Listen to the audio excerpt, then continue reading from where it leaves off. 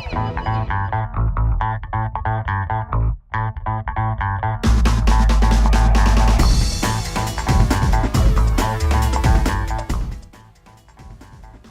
guys, this is José Calderon and I'm back at you. Listen, I was speaking to a young man the other day and he asked me, what do I think about the justice system? Which of course I replied, justice is blind.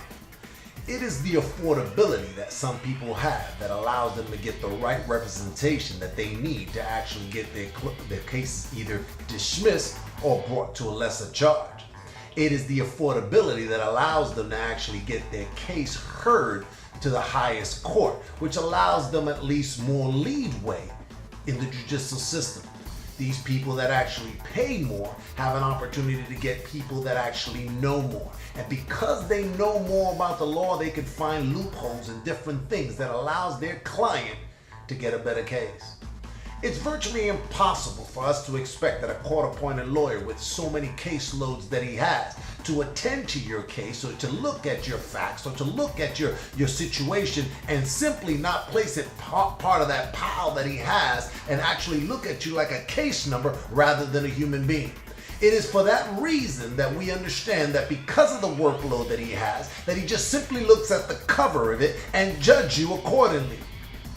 It is for that reason that we need to actually know for a fact that the affordability only lies in the responsibility of those people that have it, and the have-nots are not in an affordable place to find themselves in bad situations, especially when they do it for lack of concern.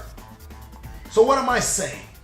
To the young people, I'm saying that you can't afford to find yourself in trouble. You can't afford to be on the other side of the law. It is simply because of the affordability and because justice is blind. It is so blind that it only accepts those people with a certain amount of credibility, or should I say a certain amount of clientele or a certain amount of collateral that allows them to get the representation that they need.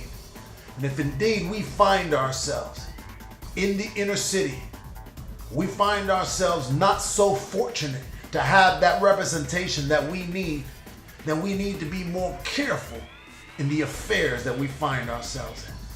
We can't continuously be street pharmacists and finding ourselves doing corrupted things, and then all of a sudden when we get the silver bracelets on our arms, we're saying, hey, listen, I need representation. The truth of the matter is that you won't have the proper representation that you need. So I ask you to think on these things before you commit a crime, before you find yourself walking around on the other side of the law, walking to the left and doing things that you ought not to be doing, knowing that the consequences may be that the odds are not on your side, and when that does happen, you'll be on the other side of the law. And when you find yourself on the other side of the law, do you have the proper representation? Or you're looking at me like right now and saying, well, I don't care. Well, we all don't care. I was sentenced to 2 years in San Quentin. I didn't care until I was there. Then I was vitally concerned about my safety, my well-being, and the time that I'm spending incarcerated. And yes, I had a court-appointed lawyer. My young people, I'm asking you to utilize the smarts.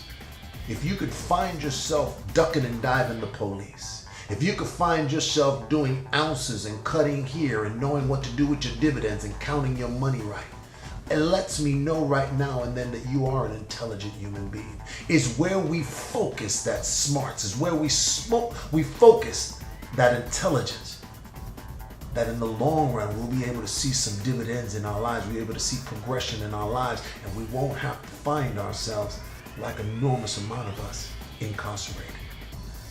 I ask you to exercise that wisdom.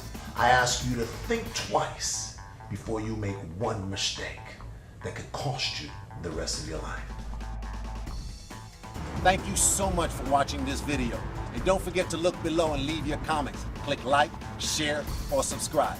And the book, entitled Is There Beauty in a Crow, on Amazon. Follow me on my website, mynameisjose.com, where together, on this mission, we can redirect young people, allowing them to switch lanes, moving them from the streets to success, and from success to significance.